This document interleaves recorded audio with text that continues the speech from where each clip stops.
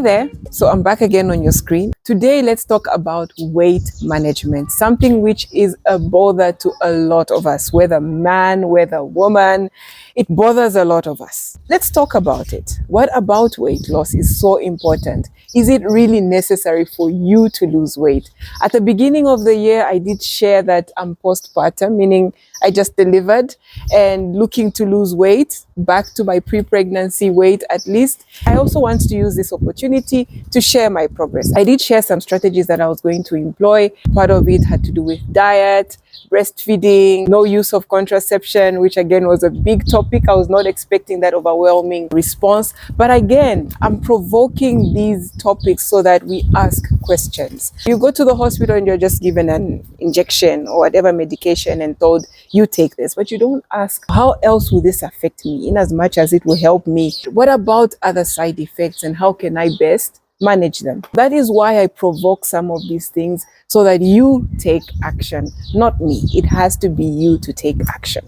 So when it comes to weight loss, let me first of all start by sharing my weight loss journey so far. I'm currently 3 months postpartum, and I'm proud to announce that I have lost at least 10 kilos, slightly more than 10 kilos, close to 15 kgs in a space of 3 months. So you may be saying 15 kgs in 3 months, what are we doing? That's a long time to just lose the 15 kgs. And I'll explain why. I am of the view, even in nutrition science, it is stated that weight loss should be gradual.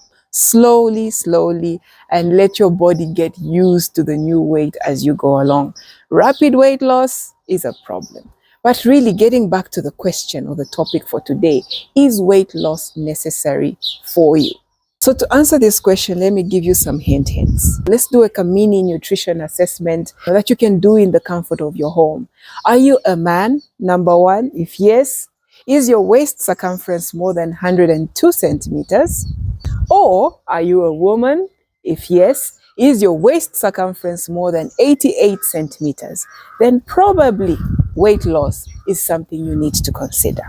Because anything above or a waistline above 102 centimeters puts you at a much higher risk of non-communicable diseases. And a waist circumference of more than 88 centimeters, if you are a woman, puts you at a much higher risk of non-communicable diseases. The reason why we focus more on the waist area is because that is where your organs are. It's as simple as that. Hint number 2 is, are you above the age of 30? That's because we know that above the age of 30, what we call your metabolic rate, the rate at which you utilize the food energy that you consume, starts to slow down. But you do not want to wait until you are 40 for you to start taking action if you are overweight or have a larger waist circumference. So if you are just above the age of 30, these are things you need to start considering. You do not now binge drink anyhow. You do not now just eat anyhow. It's high time now that you start looking at, I've just gotten married, my kids are still young, I need to take my health into action. Not that in the 20-somethings shouldn't, but I'm just saying that it becomes more important that you zoom in when you are above the age of 30. The next hint I'll give you is before and after you have a child. You may want to consider, do I need to lose weight? And if you have a waist circumference, like I said, above 88 centimeters, if you're a woman, then that is really a problem, even if you're a man, because even sperm quality and sperm count is also affected by the amount of fat you have around your waistline or your general health status. So you may want to start considering that when you are planning to have a child, right? As a couple, you sit down and assess, where are we health-wise? And in this case, we are talking, where are we in terms of our weight? Are we of the right weight to have a baby? And especially to the woman who has to carry the child for 9 months, are you of the right weight? Just last year, I heard a story of a woman who carried her pregnancy up until the pregnancy was 6 months, 5-6 months, and she lost the baby because of being overweight, her BP shooting, not knowing what to eat in the time of pregnancy. Unfortunately, that baby was lost. So another hint that you can use to assess whether you need weight loss is ask yourself, are you on medication that affects weight? So you may want to know whatever you've been prescribed by your doctor, your healthcare expert, how does it affect health? The last time we talked about contraception, I was telling you how hormonal contraception does throw not only your hormones all over the place, but it also affects your weight. Others gain weight, and sometimes to the point where it's difficult to control. Whether you starve yourself, whether you are on diet X, diet Y, you still gain. And so that is something that you may want to consider. So ask yourself, what medication am I taking, and does it have a side effect of weight gain? If it does, how then do you maneuver around that? Okay. And the other hint that I'll give you as to whether you need to lose weight, ask yourself, is your weight gain rapid? Because at some point, we'll all have to gain weight, right? You will not look like this and then all of a sudden you are now, I don't know, 5 times smaller than this. With age, you gain weight.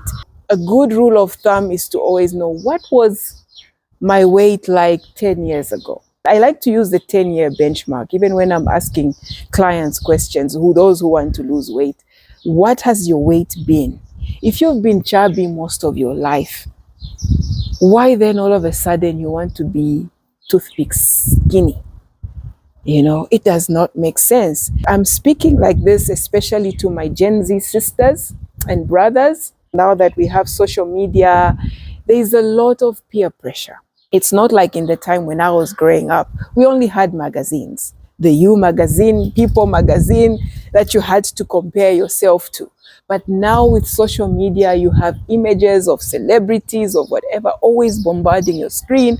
And you think, this is what I need to look like to be accepted, to get a job, to fit in, to whatever it may be. Ask yourself, what has your weight situation been over the years? In a space of, let's say, a year or two, you are now 68 kgs, 70 kgs. And also a good hint is where people look at you like, oh, instead of saying, hi, how are you? They're like, yeah, mwaina. You know, like they now use it as a greeting.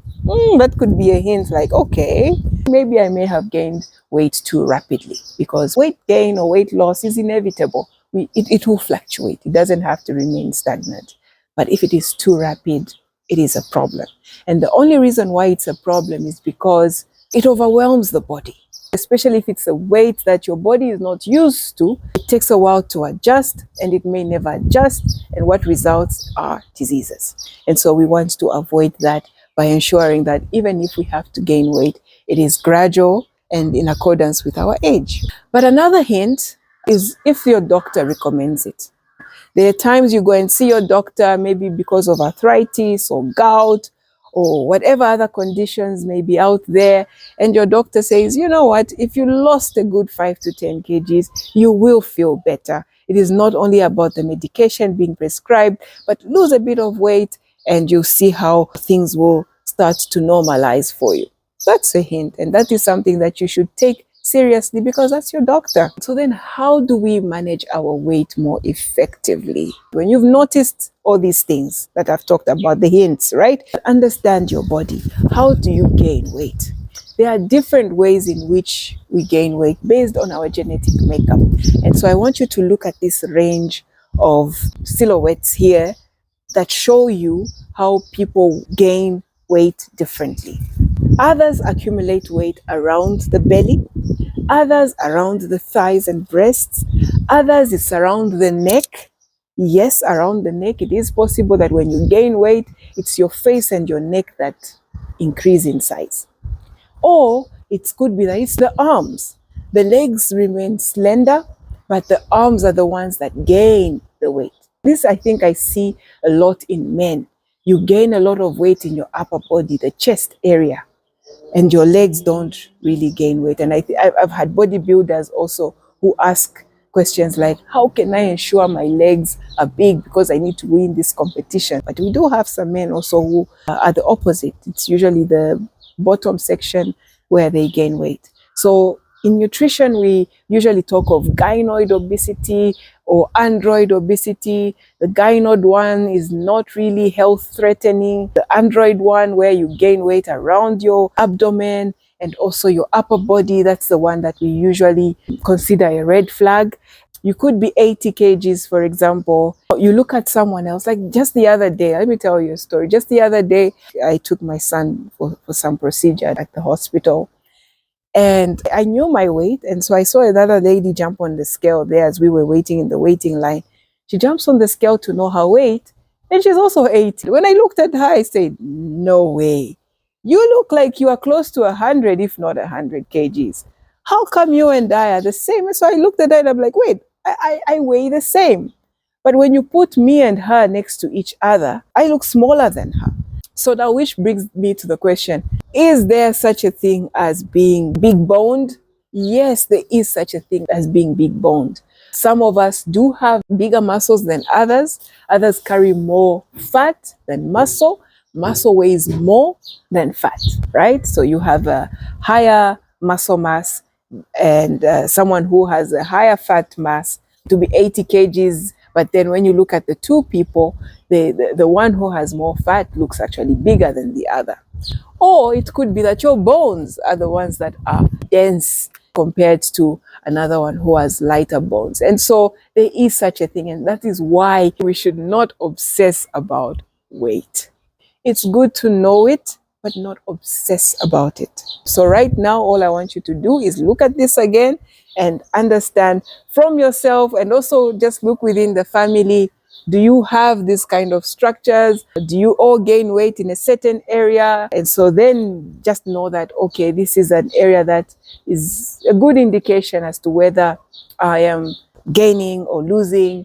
And then the next question should be, is it too rapid that I should lose weight or not? When it comes to diet, though, it's important that we talk about moderation. First of all, let's ask ourselves, is there anything in life that we should not moderate? Just think about it. It's all about balance. Life is about balance. This life, no balance. The reason why we are now stopping you from taking alcohol, stopping you completely as nutritionists and dietitians, is because you do not know how to moderate. You just want to keep on going. We have to be honest. These foods that are high in saturated fats, or fats in general, also are high in calories. In fact, fat has double the amount of calories as protein and carbohydrates.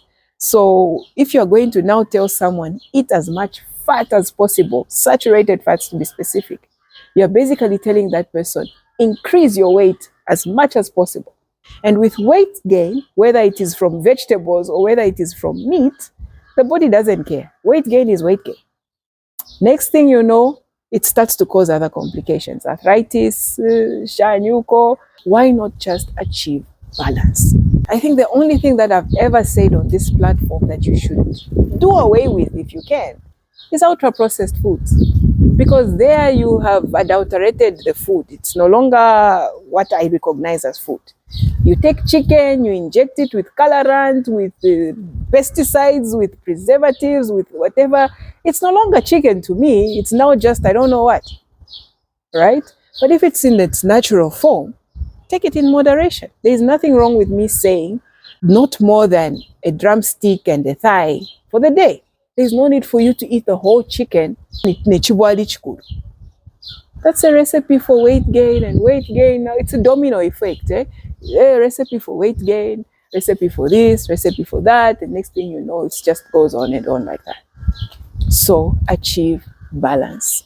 And if you want to know how, I have discussed the 6 food groups several times. It has guidance for you on how to manage your food intake, at least from a general point of view, so that you know when you're doing too much and when you're doing too little.